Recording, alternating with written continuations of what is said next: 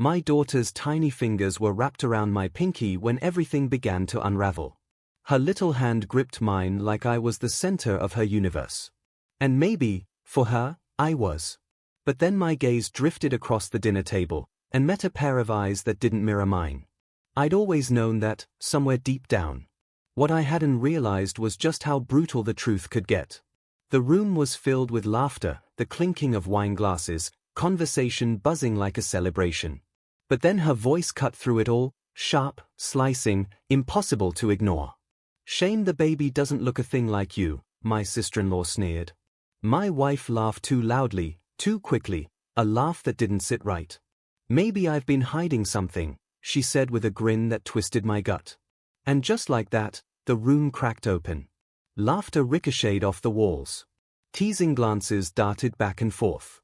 Jokes flew through the air, soft and playful on the surface, but sharp underneath, like blades dressed up as butterflies. I didn't flinch. I smiled, calm, deliberate. I had been waiting for this moment.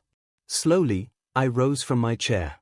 My hand slid into the inside pocket of my jacket. "Since we're all in the mood for truth-telling," I said, pulling out a sealed manila envelope and placing it on the table in front of her, "Here's mine. Open it." Suddenly, the room fell into a silence so heavy you could hear my heartbeat pounding in my chest like a war drum. Her fingers shook as she took the envelope. She peeled it open, and with just one glance at the contents, the color drained from her face. It was like someone had yanked the life out of her. "Let me take you back to how it all began. We met in college." She was the kind of woman who lit up a room just by walking into it, bold, sharp, effortlessly captivating, and fully aware of it. I was the dependable type, calm, grounded. The kind of man women think about settling down with once the thrill wears off. I adored her, with everything I had. I laid the foundation of our life brick by brick, a career, a home, stability. I thought that's what she wanted. She said it was. But safety, I've learned, is only comforting until it starts to feel like a cage. The cracks showed up in quiet ways. Late-night texts she wouldn't explain. A sudden interest in fitness. More time away, less eye contact at home. A new password on her phone. Then came the growing space between us, not just emotional, but physical too. It felt like I was sharing a bed with a stranger who wore my wife's face. Still, I didn't confront her. I watched. I learned. I noticed the routines that changed. The scent of another man's cologne lingering in the air. The way her smile lit up at her phone when she thought I wasn't watching. Love doesn't make you blind. It makes you pretend not to see, until the pretending becomes unbearable. And when she told me she was pregnant, something inside me twisted. A part of me wanted to believe her. I really did. I had to know. But doubt doesn't scream, it simmers. It creeps in slow, like rust, quietly eating away at you from the inside out. I waited until after our daughter was born. Then I made my move. A discreet DNA test. No drama. No discussion. Just facts. The result? 0% match. I didn't break down. No yelling, no storm. Just silence, the kind that settles over you when something inside has already died. I watched her cradle our daughter, no, her daughter, and call her our little girl, like those words hadn't become a lie. I didn't argue. I observed. And I planned. Not with anger, with precision. I began gathering evidence.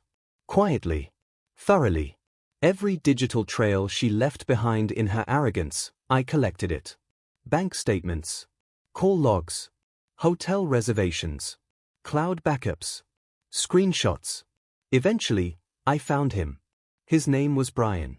Worked in real estate. Married. 2 kids. They met when we were house hunting. The irony practically wrote itself. But I didn't confront him. I had something better in mind. I started shifting our finances. Bit by bit. I moved half of our shared assets into a new account under my name. Everything above board. Everything legal. Clean and silent. Then I let her fall behind. Her account dipped into overdraft. The spending continued, spa days, brunches, weekend getaways. I didn't stop her. I let the illusion of comfort balloon into debt.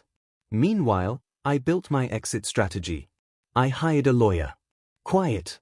Efficient. We prepared everything: a custody plan, divorce filing, asset protection, even a detailed will.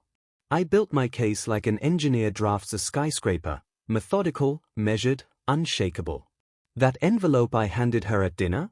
It held everything. The DNA test. Photos of her and Brian exiting a hotel together. Financial records showing her girls' trips were paid for by someone else's card, and they weren't girls' trips at all. A notarized letter from me, stating I knew everything and intended to pursue full custody for paternity fraud, infidelity, and emotional damage. But I didn't want just a clean break. I wanted her to fall, publicly. I chose my stage carefully: a family dinner. The place where she always shined, where the jokes came easy and the wine flowed freely. That night, when I slid the envelope across the table, I watched the world collapse behind her eyes. Her expression didn't crumble all at once, it cracked in waves. She looked at me like I'd gutted her. In a way, I had. Not with violence, with truth. She opened her mouth, fumbled for words, but nothing came out. Her sister leaned in, whispering, "What's happening?" Her father scowled. Her mother began to cry. I turned to face her one last time. Then I looked at my daughter. "She'll grow up knowing the truth," I said. "That's my promise." And I walked out. The divorce was quick. Merciless, for her. Courts don't favor cheaters. They favor proof. And DNA doesn't lie.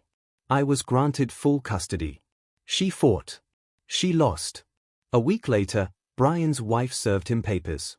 She took their kids, the house, and half of everything he had. Karma showed up fast, and she brought receipts. As for my ex, she moved into a cramped one-bedroom. Her once busy social media? Quiet. Muted. A shadow of what it used to be. The silence? It was glorious. And me? I sleep better now. Not because I won. But because I was patient. Because I didn't explode, I executed. They mistook my silence for weakness. Thought I'd forgive and forget. They never realized silence isn't always surrender. Sometimes, it's the sound of a blade being honed, slow, deliberate. And when it finally strikes, it cuts deep. And it cuts clean.